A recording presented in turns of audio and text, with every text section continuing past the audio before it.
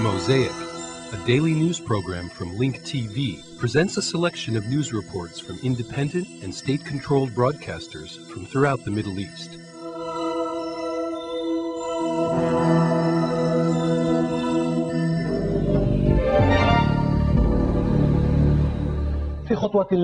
In a symbolic step, U.S. President George Bush renewed his confidence in his Defense Secretary Donald Rumsfeld, who is under continued attacks over the U.S. forces torturing Iraqi prisoners. In a press conference, Bush said that Rumsfeld is doing a superb job. You're doing a superb job. You are a strong Secretary of Defense, and our nation owes you a debt of gratitude. I've just completed a meeting here at the Pentagon with members of my national security team, as well as a meeting with generals on the ground in Iraq. We discussed the needs of our military personnel, the status of current operations in Iraq, and the progress of that nation towards security and sovereignty. The United States has a vital national interest in the success of free institutions in Iraq, as an alternative to tyranny and terrorist violence in the Middle East. As we carry out this mission, we are confronting problems squarely, and we are making changes as needed. Our priorities, however, remain the same: the protection of our country, the security of our troops, and the spread of freedom throughout the world.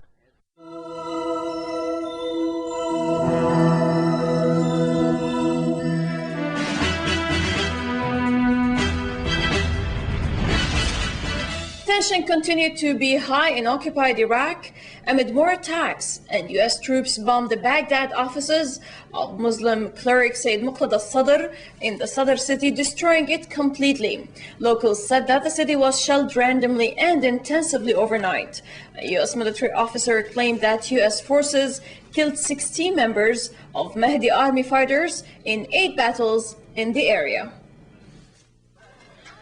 The battle between U.S. occupation forces and Muslim cleric Sayyid Muqtada al-Sadr's al-Mahdi army was intense in Baghdad, Sadr city.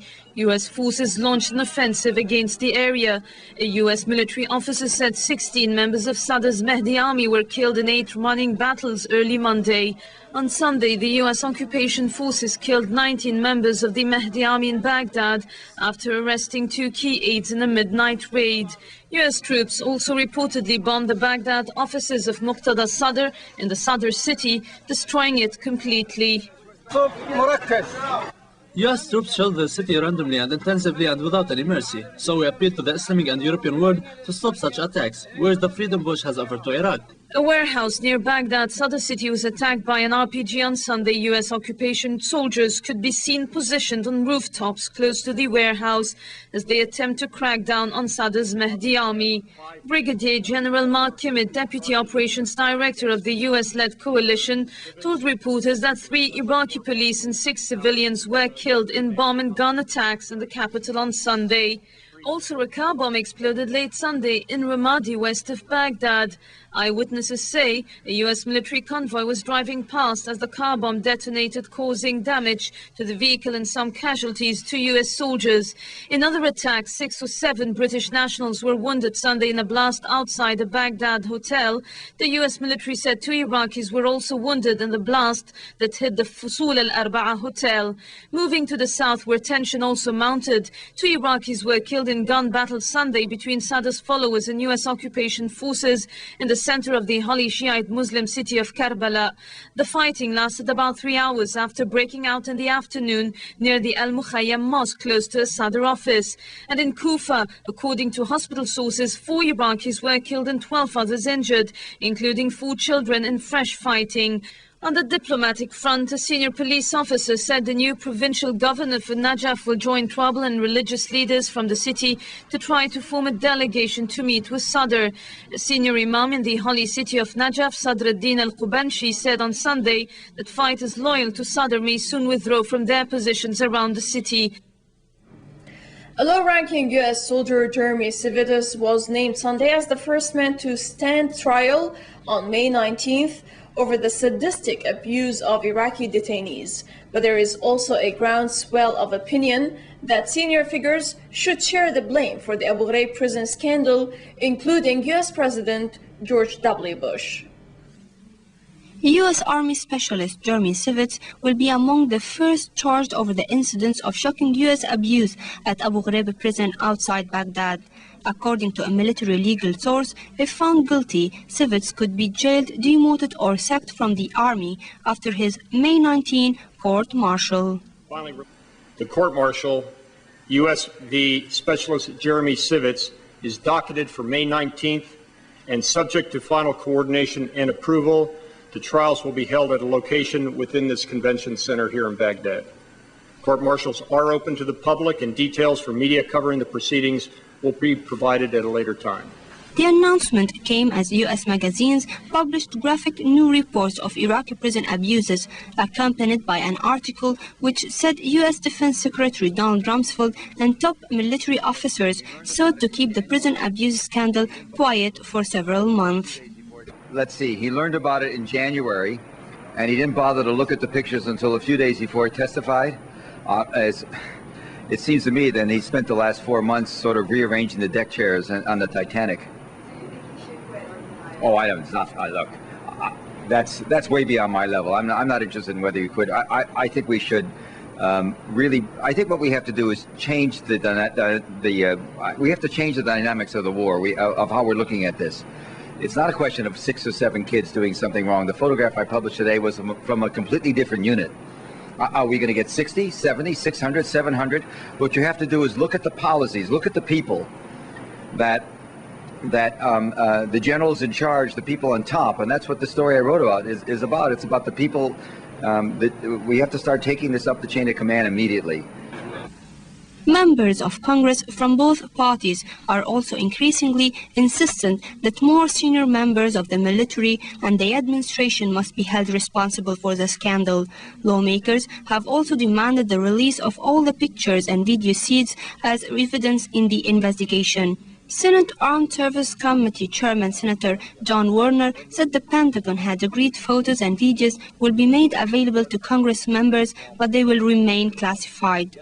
On Sunday, a number of Iraqi prisoners recently freed from the notorious Abu Ghraib prison talked in Baghdad about the physical and psychological torture they face at the hands of their U.S. Army jailers.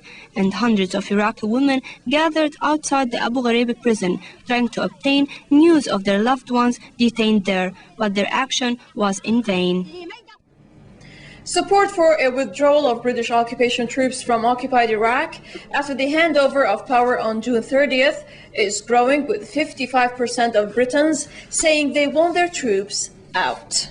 And an estimated 20,000 demonstrators protested in the center of Istanbul Sunday against the prisoner abuse in Iraq, as well as the American occupation of the country. Protesters shouted slogans such as "USA murderers," Western civilization, occupation and rape, and down with Israel and down with the USA, while puppets of Saddam Hussein and US President George W. Bush were burned. The protest, organized by an Islamic humanitarian aid organization, reveals the shock of the Muslim opinion in Turkey by the abuse of prisoners by US and British troops, a behavior denounced by Turkish political leaders as inhumane and repugnant. 2 Indians who escaped from a U.S. Army camp in Iraq have returned to southern India, telling harrowing tales of their 9-month stay. The U.S. Embassy said it was investigating reports that the men were held against their will, and the Indian government has demanded an explanation from Washington. Brothers Hamid Abdul Hafid and Abdul Aziz Shah Jahan said that a recruitment agency had signed them up in August 2003 as kitchen assistants for a catering company in Kuwait. They said upon reaching Kuwait, they were taken by bus to a U.S. Army base near the northern Iraqi city of Mosul. Hafid and Shah Jahan said they managed to escape to Jordan when their camp was attacked. Arab League Secretary General Amr Moussa confirmed that the postponed Arab Summit will be held in Tunis on May 22nd and 23rd.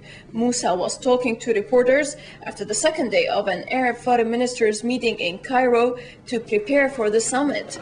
The conferees condemned Israel's targeted assassinations of Palestinian leaders and expressed the Arab part in any effort to fight terror. They also approved a draft resolution urging U.S. President George W. Bush to uphold his commitment to the creation of a viable Palestinian state as they discussed the situation in Iraq, especially the U.S. abuse of Iraqi prisoners. We spent quite some time in discussing the situation in Iraq, including those abuses of prisoners of war. And what were your comments on those? Well, they are all included in a draft resolution to be put before the summit. And what about But we have taken the right position vis-à-vis such criminal acts by those soldiers. What about Bush's statements that initiating the Palestinian state by 2005 would be unrealistic? Well, I don't know what is realistic and unrealistic. Nowadays,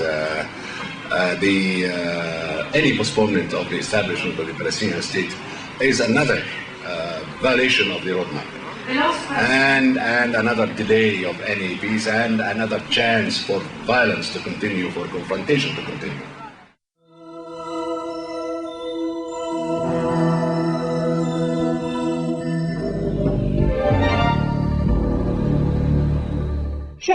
Clashes continue between forces of the central government and the rebels in some areas in the Darfur region in western Sudan, which may have negative effects on international humanitarian organizations' efforts to bring aid to the victims of this war. The U.S. strongly opposed the re-election of Sudan as a member in the UN Commission on Human Rights. The American delegates to the UN Economic and Social Council walked out moments before the body's members elected Sudan and 13 other nations to the UN Human Rights Commission.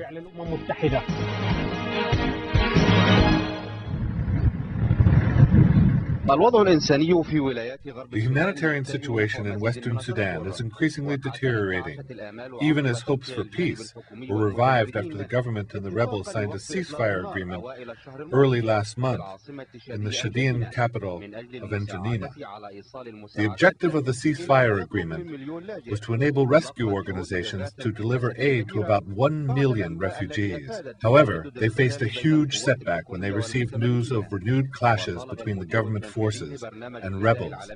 The executive director of the International Food Program, who visited Darfur recently, demanded that the Sudanese government take urgent steps to control the armed militia and provide protection to the victims before the rainy season begins, further complicating the difficult humanitarian situation in Darfur. The Sudanese government is accused of supporting the Janjaweed militia, which traces its heritage to Arab bloodlines, in launching ethnic cleansing operations against the residents of non-Arabic descent.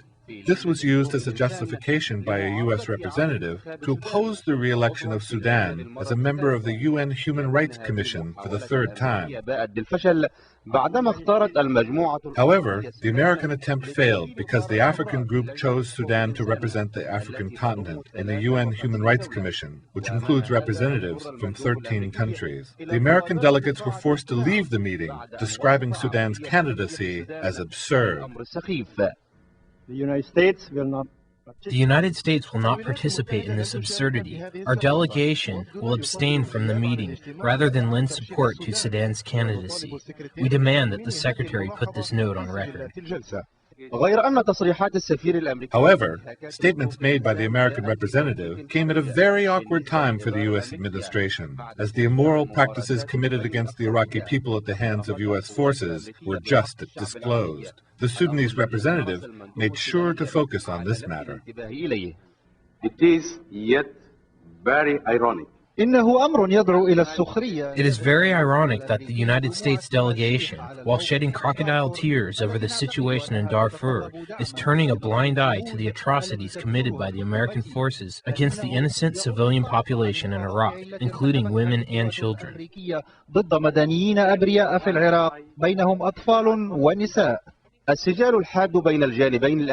The intense quarrel between Washington and Khartoum inside the UN headquarters shows that the two are very angry at each other.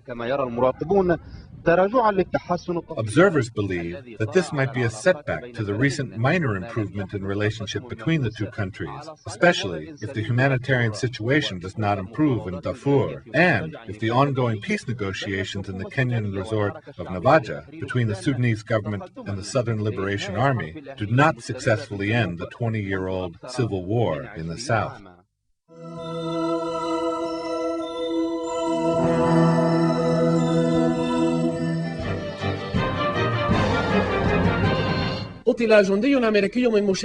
One American Marine was killed and another was injured during clashes with al-Qaeda suspects in the Uruzgan province in the middle of Afghanistan. Meanwhile, the Dutch Royal Marines, which works with the International Coalition Forces, conducted military maneuvers in Afghanistan. The Dutch Royal Marines, which work with the International Coalition Forces, conducted military maneuvers in Bagram, west of the Afghani capital of Kabul. The objective of the mission is to strengthen the fighting capabilities of the International Coalition Forces in order to establish stability and security in the capital. Today We conducted military maneuvers in coordination with infantry units from the International Coalition Forces to establish security and help the Afghani people rebuild their country.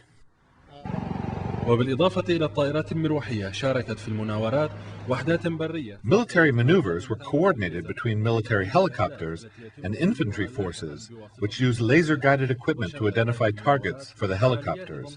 During these maneuvers, mountains and valleys around Kabul were searched for suspected Taliban and al-Qaeda fighters.